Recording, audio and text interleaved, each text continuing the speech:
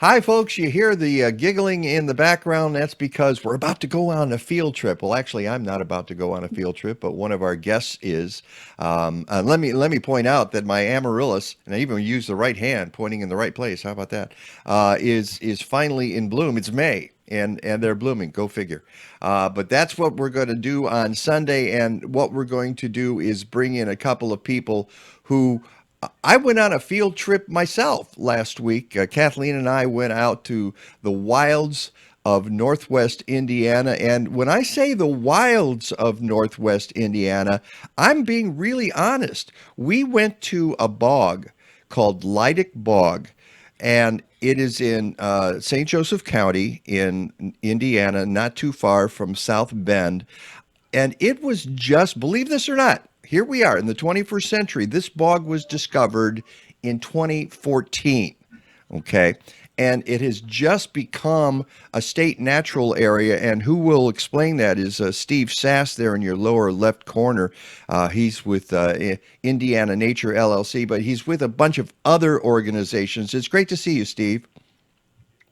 Great to see you, and we sure did have a good time coming out, having you out, showing you the bog. It was very, very cool, considering that nobody knew it existed until about 8 years ago.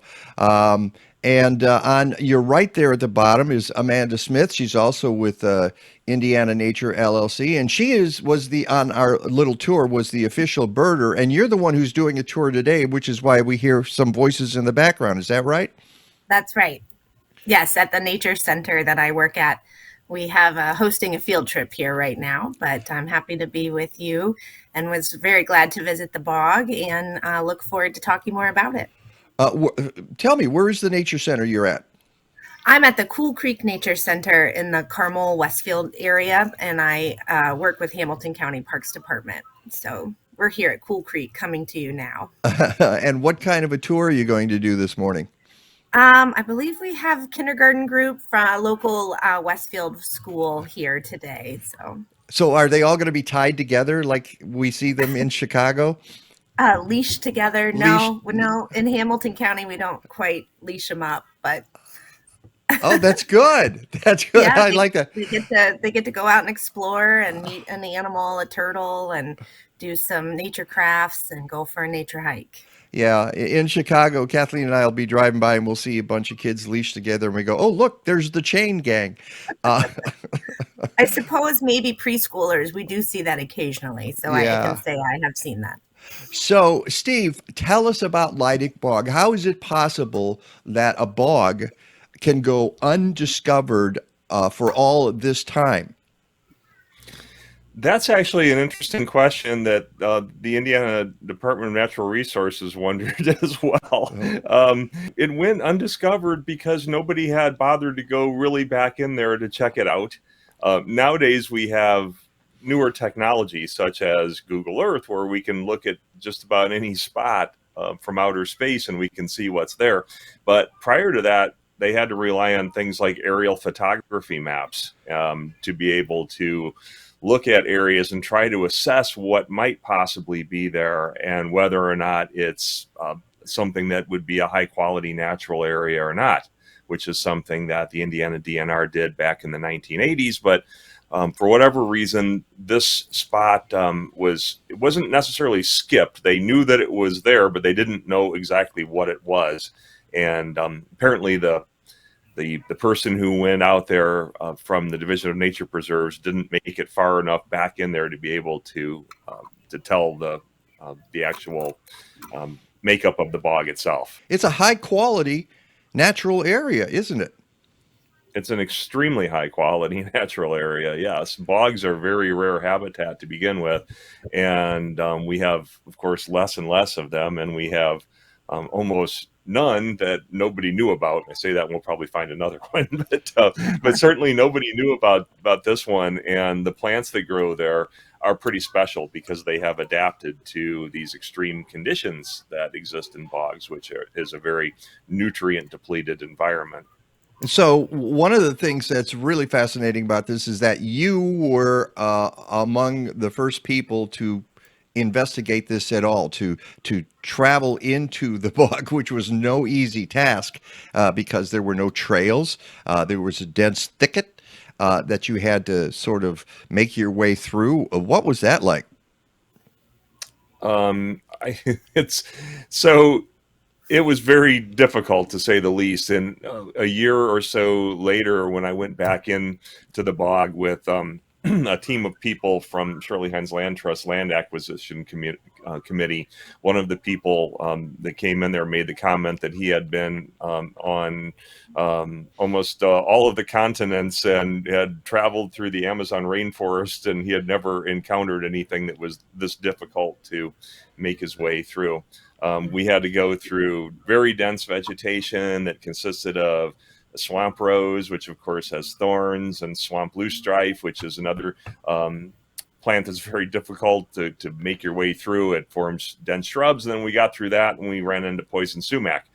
So it was the natural vegetation of the bog, along with the hydrology, that protected it for so long, because it did make it so difficult for anybody to get back in there. You really had to be determined.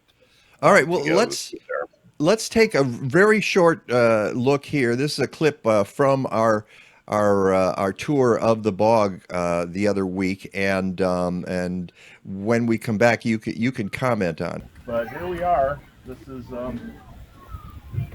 the habitat that we eventually arrived at back in 2014, and we step and look at all the tamarack trees that are out here. There's evergreen trees, right in the middle of the bog, that your friend saw from outer space on a satellite. He actually did. I can attest to that. So when they were building this platform, they had to try to figure out what the substrate was like here, and so they had a pole, poles that linked together, that they sent down through the mat, and they figured out that the mat is about 3 feet thick.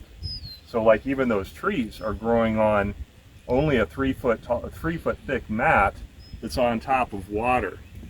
And when they pierced through the mat, they kept adding sections to the pole until they hit bottom, and they didn't hit bottom until they got to about 30 feet. Holy smoke! So when we were walking around out here, we were literally, walking on a 3 foot tall mat that's on top of 30 feet of a glacial lake.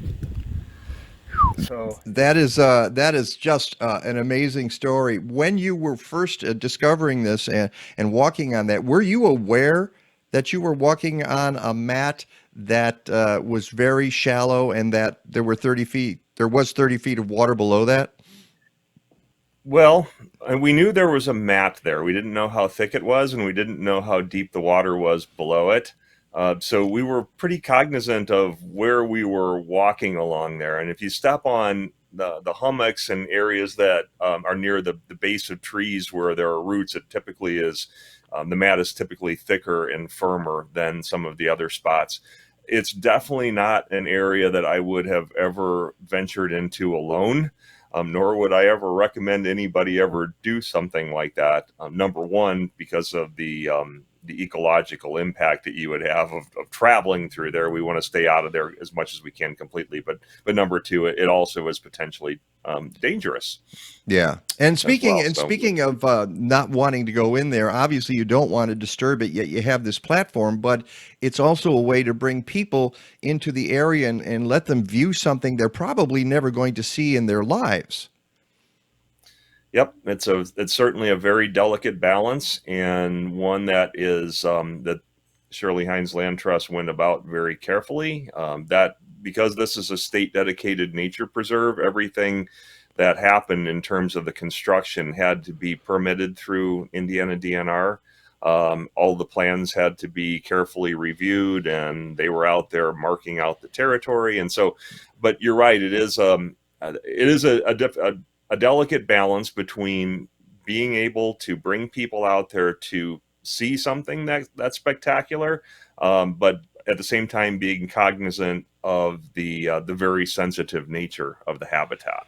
And folks, serving it as little as possible. if you're wondering why everything looks dead, well, it's spring. Okay, it was early. It was in May, and not everything had leafed out. Some things were leafing out, and you'll see on Sunday when we talk about this. And one of the things we discovered, Amanda, was birds. Because it's a natural area and a pretty good one. Are you seeing a lot of interesting birds in that area? Because you were the birder in the group for us. We saw some great birds, heard a lot of great birds as well. Of course, we were there during migration, so there are some birds that we saw and heard that won't stay there, won't necessarily breed there. But then others, like we saw great views of a scarlet tanager.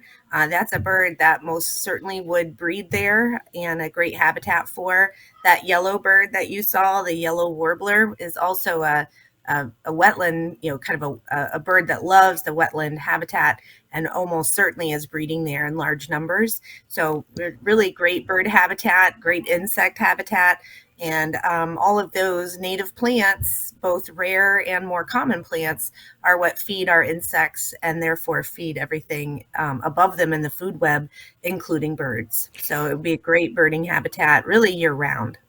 Well, I have to thank you for the tour you gave us. What a wonderful time. And if folks have a chance, they should go out to Lydick Bog in Northwest Indiana. We'll talk all about it on Sunday with the two of you. And I just encourage people to be part of the program. And Peggy will be with us, of course. We want you to watch the live stream, 9 a.m. Central. Go to our YouTube page, and you can subscribe to our channel. Of course, we'll also be on Facebook and on Twitter and at MikeNowak.net. We'll see you with my Amaryllis on Sunday. Be there. Aloha.